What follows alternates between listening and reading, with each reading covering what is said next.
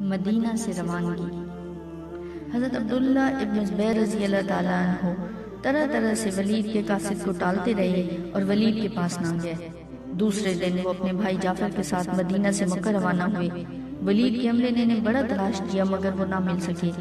حضرت عبداللہ بن زبیر رضی اللہ تعالیٰ عنہ کے مکہ روانہ ہونے کے ایک دن بعد حضرت امام حسین رضی اللہ تعالیٰ عنہ نے اپنے عزیز و اقارب اور اہل و عیال کو جمع کیا اور مدینہ منورہ کی حرمت کی خاطر یہاں سے مکہ مکرمہ منتقل ہو جانے کا ارادہ فرمایا۔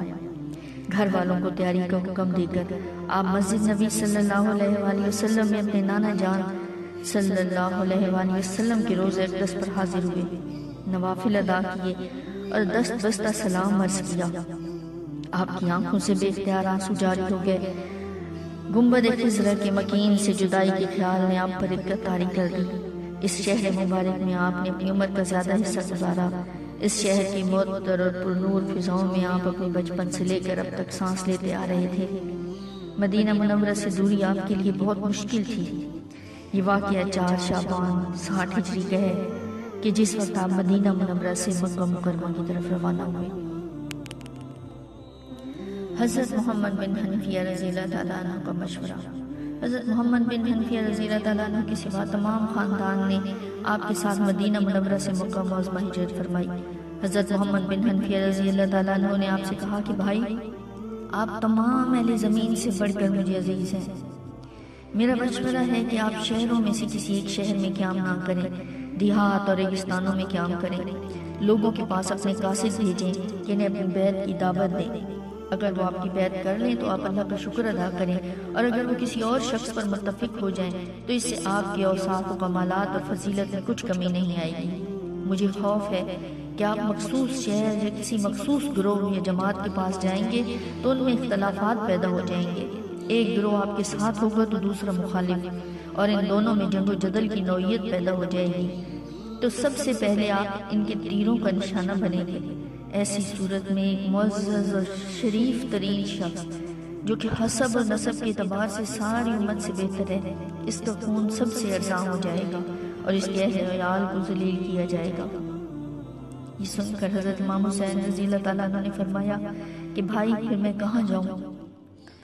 تو محمد بن حنفیہ رضی اللہ تعالیٰ عنہ نے کہا کہ آپ مکہ مکرمہ چلے جائیں۔ اگر وہاں آپ کو اطمینان ہو جائے کہ ٹھیک، اگر اطمینان نہ ہو تو پھر آپ ریگستانوں کی طرف نکل جائیں، ایک مقام سے دوسرے مقام کی طرف منتقل ہوتے رہیں اور لوگوں کے بدلتے ہوئے حالات دیکھتے رہیں۔ آپ کسی نہ کسی نتیجے پر پہنچ جائیں گے، کیونکہ جب واقعات سامنے آتے ہیں تو رائے بھی صحیح ہو جاتی ہے۔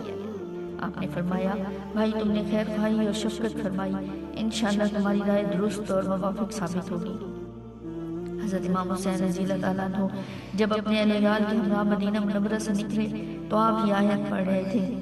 اس کا ترجمہ ہے، اور وہ اس شہر سے نکلا ڈرتا ہوا اس انتظار میں کہ اب کیا ہوتا ہے، کہا ہے میرے رب مجھے ظالم فوج سے نجات عطا فرما۔ سورۃ القصص کی آیت ہے۔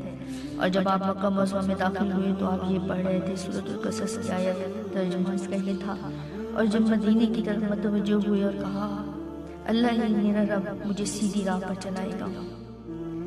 جب آپ مکہ معظمہ پہنچے اس وقت حضرت عبداللہ بن زبیر رضی اللہ تعالیٰ عنہ مکہ میں اپنی کئی حامیوں کو تیار کر چکے تھے۔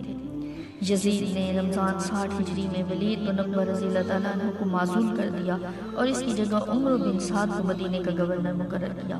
عمرو بن سعد نے اور ایک روایت کے مطابق خود یزید نے مکہ معظمہ کا محاصرہ کیا۔ حضرت عبداللہ بن زبیر رضی اللہ تعالیٰ عنہ کو گرفتار کر لینے کے لیے 20,000 سپاہیوں پر مشتمل ایک لشکر مکہ کو روانہ ہوا۔